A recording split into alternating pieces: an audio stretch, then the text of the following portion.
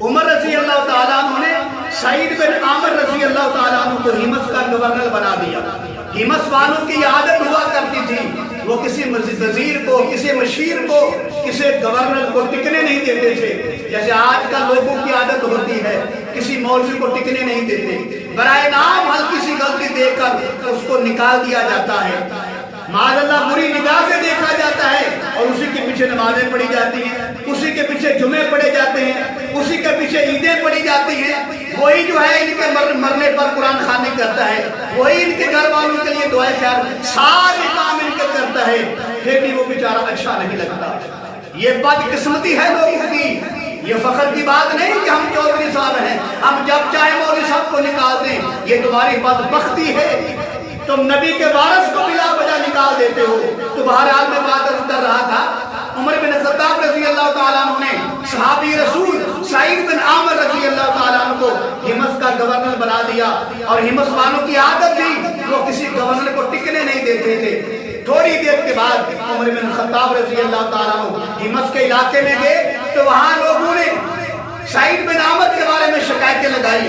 عمر بن خطاب کے سامنے شکایتیں لگائی۔ پہلی بات یہ شکایت لگائی کہ حضرت صاحب آپ نے جو ہمارے اوپر گورنر بٹھایا ہے سعید بن عامر،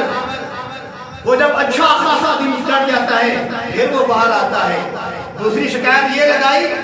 کہ رات کو اس کو آواز دی جائے تو گورنر صاحب بولتے تک نہیں، جواب تک نہیں دیتے۔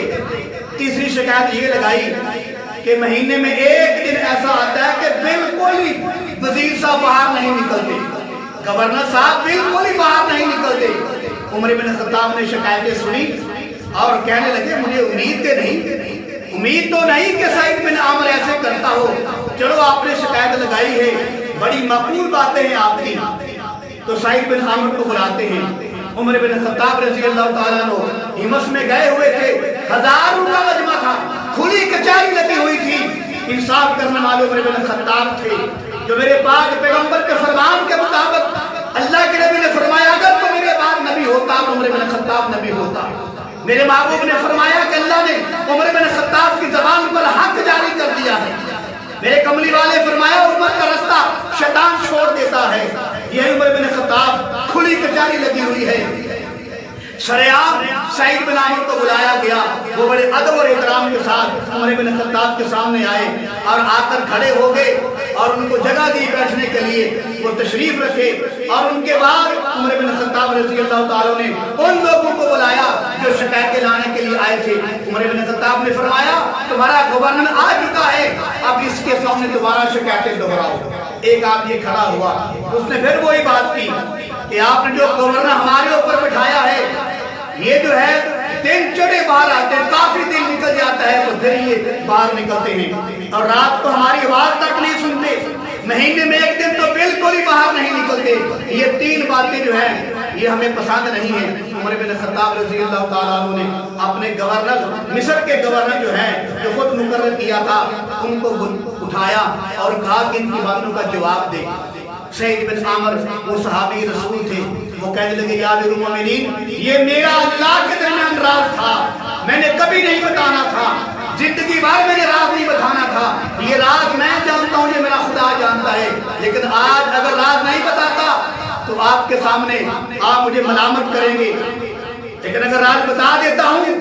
تو راز میرا کھل جائے گا، مجبوراً مجھے آج بات کرنی پڑے گی۔ عمر بن خطاب نے فرمایا بتاؤ کیا بات ہے؟ تو وہ سعید بن عامر صحابی رسول رضی اللہ تعالیٰ عنہ وہ کہنے لگے یا امیر المومنین پہلی شکایت ان کی جو ہے کہ میں جب خوب دن چڑھ جاتا ہے پھر باہر نکلتا ہوں، تو عرض کرتے ہیں یا امیر المومنین میرے گھر میں کوئی نوکر نہیں، میرے گھر میں کوئی خادمہ نہیں ہے، میری بیوی بیمار ہے، میں خود آٹا گھونتا ہوں، خود روٹیاں پکاتا ہوں، سارا بندوبست خود کرتا ہوں، اس لیے صبح گھر نکلنے سے دیر ہو جاتی ہے۔ دوسری بات یہ کہ رات کو ان کی بات نہیں سنتا، میں دن بھر ان کے کام کرتا ہوں اور رات بھر میں مصلی میں کھڑے ہو کر اللہ کے حضور دعائیں کرتا ہوں، ان کو جواب نہیں دے سکتا۔ اور تیسری بات یہ کہ میں مہینے میں ایک دن بالکل باہر نہیں نکلتا، اس کی وجہ یہ ہے کہ یا امیر المومنین یہ جو میں نے کپڑے پہنے ہوئے ہیں یہ اون کے بنے ہوئے موٹے کپڑے آپ دیکھ رہے ہیں، میرے پاس صرف ایک ہی سوٹ ہے، سبحان اللہ، یہ ہے مصر کا گورنر، یہ ہے عمر بن خطاب کا دور، یہ ہے عمر بن خطاب کی حکومت۔ قسم بخدا حکومت ہو تو ایسی ہو، گورنر ہو تو ایسا ہو۔ گورنر نے فرمایا، عرض کیا یا امیر المومنین میرے پاس ایک ہی سوٹ ہے، میں مہینے کے بعد اس کو اتارتا ہوں، اس کو دھوتا ہوں، دوسرا کوئی سوٹ نہیں، جب تک خشک نہیں ہوتا میں باہر کیسے آ سکتا ہوں؟ وہی سوٹ پہن کر میں باہر آتا ہوں، اس لیے دن بھر میں ان کے سامنے نہیں آ سکتا۔ عمر بن خطاب نے جب یہ باتیں سنی تو عمر بن خطاب کے آنکھوں میں آنسو جاری ہو گئے،